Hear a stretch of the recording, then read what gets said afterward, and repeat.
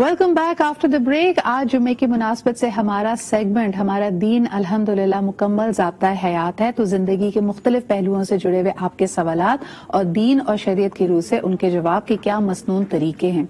आज खास तौर पे क्योंकि जुम्मे की नमाज से पहले हमें जैसे हिदायत है, हमें कहा जाता है कि उसकी भरपूर तैयारी करनी है और उसी में पर्सनल हाइजीन आ जाती है। तो पर्सनल हाइजीन से जुड़े हुए आपके सवालों को यहाँ पे हम आंसर करने की कोशिश करेंगे।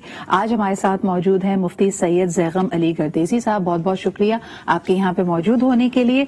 सवाल में सबसे पहला सवाल नाखून के तरिशने से आया है कि नाखून काटने का जो अमल है, अब जुमे की नमाज से पहले आपने ये जरूर इसका एहतमाम करना है, लेकिन मुफ्ती साहब इससे जुड़े हुए जो मसाइल हैं, कुछ लोग कहते हैं कि जी मगरिब के बाद नाखून काटना सही नहीं है। वैसे तो जुमे की नमाज से हम पहले ही करेंगे, लेकिन आम जिंदगी में क्या मगरिब के बाद नाखून काटना दुरुस्त है? बिस्मिल्लाहिर्रहमानिर्रहीम, अल्लाहुम्मा सल्ली अला मुहम्मदिन व अला आलि मुहम्मद व बारिक वसल्लम। इसमें कोई हर्ज नहीं है। सफाई सुथराई के जितने मामलात हैं वो किसी भी वक्त और किसी भी दिन किए जा सकते हैं। बेहतर ये है कि जुमे की नमाज के लिए जो सुन्नतें हैं और जो तरीक़ाकार है उसके मुताबिक वो नाखून तराशें और हफ्ते के हफ्ते यानी कि जुम्मा एक जुम्मे से दूसरे जुम्मे तक ये एक सुन्नत है और जुम्मे के आदाब में से। बाकी रात को या किसी भी दिन में और किसी भी वक्त में काटे, इसमें कोई हर्ज नहीं है। अच्छा, इसका भी लोग बहुत ख्याल रखते हैं कि जो कटा हुआ नाखून है उसको इधर उधर घर में फैले तो वो उसको समझा जाता है कि मनहूस है। क्या इसके बारे में कोई हिदायत है? और खास तौर पे इसको काटने के बाद इन नाखूनों को क्या मिट्टी में दबाना चाहिए, डस्टबिन में फेंकना चाहिए? इसके बारे में क्या हिदायत है? ये हमारी बॉडी का एक हिस्सा है और इंसानी जिस्म को अल्लाह ताला ने तकद्दुस और एहतराम अता फरमाया, तो इसलिए ऐसी जगह पे जैसे गंदगी है, कचरा वगैरह है, तो वहाँ न फेंका जाए और कोई इस तरह का वो मामला ना हो कि इंसानी जो तकद्दुस है उसकी पामाली उससे लाजिम आती हो। तो बेहतर ये है कि इसको संभाल के किसी ऐसी जगह पे रखे जहाँ गंदगी और गिलाजत वगैरह का मामला नहीं है। बाकी घर में अगर कोई नाखून काट लेता है तो उसमें कोई निजात या मनुसियत वाला या कोई भी इस तरह का वो बदशगुनी लेना ये जायज नहीं है। सारे मामलात बनना बिगड़ना ये अल्लाह की तरफ से है, नाखून का उसमें कोई ताल्लुक नहीं है। सही। अच्छा, इसी हवाले से फिर बालों के लिए भी पूछा जाता है, कुछ लोग बहुत एहतमाम करते हैं। अब ये उनकी प्रोटेक्शन है, कोई और इसके पीछे थॉट है, पता नहीं, लेकिन जो गिरा हुआ बाल है या बाल कटवाने के बाद जो बालों का हिस्सा है उसके बारे में क्या हिदायत है? उनको भी डिस्पोज ऑफ करने का बेहतरीन तरीका क्या है?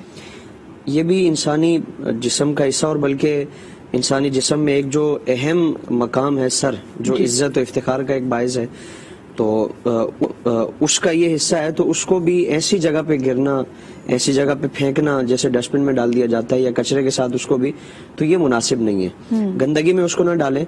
बेहतर तरीका ये है कि इसको संभाल के रख के जब अच्छी खासी तादाद हो जाए तो किसी ऐसी जगह में उसको दफना दें और दबा दें कि जहाँ गंदगी और गिलाजत का मामला नहीं है। सही। अच्छा मुफ्ती साहब, न्यू बॉर्न बेबीज की जो पहली दफा उनका हेड शेव किया जाता है, सर मुंडवाया जाता है, वो उसके बारे में कुछ बताएगा? क्योंकि अरब मुमालिक में अगर हम देखते हैं तो ऐसी कोई रिवायत हमें नहीं मिलती।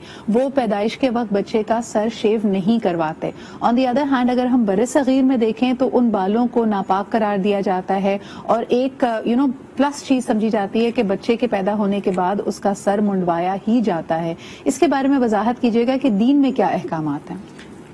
सैयद आलम सल्लल्लाहु अलैहि वसल्लम का जो मसनून तरीका है कि बच्चे की पैदाइश के 7वें दिन अकीका करना, नाम रखना और बाल उसके मुंडवा के बाल चांदी की वजन के बराबर उसको सदका कर दें, चांदी को सदका कर दें। बाकी बालों का जिस तरह पहले मामला गुजरा कि उसको ऐसी गंदगी वाली जगह पे ना डालें, बाकी किसी भी जगह पे दबा सकते हैं।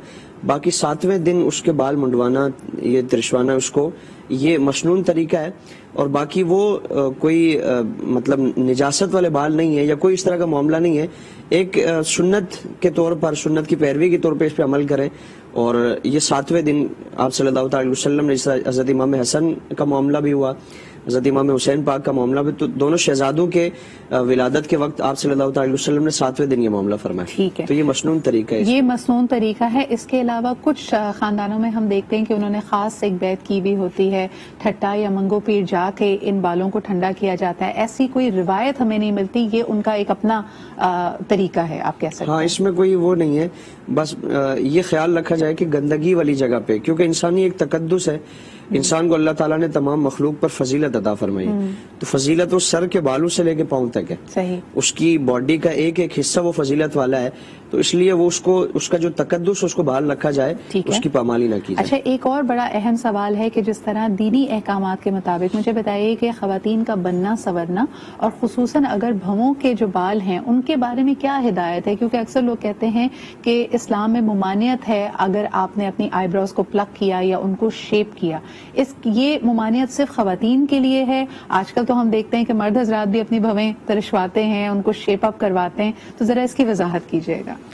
خواتین کے لیے بننا سورنا کلیتاً حرام نہیں ہے، ناجائز نہیں ہے، جائز ہے، لیکن وہ اپنے شوہر کے لیے ہو، اپنی سہیلیوں کے ساتھ جیسے ان کا آنا جانا ہے، گھر میں ان کے معاملات ہیں اور پردے کے ساتھ شادی بیاہ کے معاملات ہیں، تو اس میں بننا سورنا اس کی کوئی حرج نہیں ہے، لیکن اپنے حسن کی داد و تحسین اور اس کی نمود و نمائش اس غرض سے اگر کسی نے یہ عمل کیا تو یہ یقیناً ناجائز ہے۔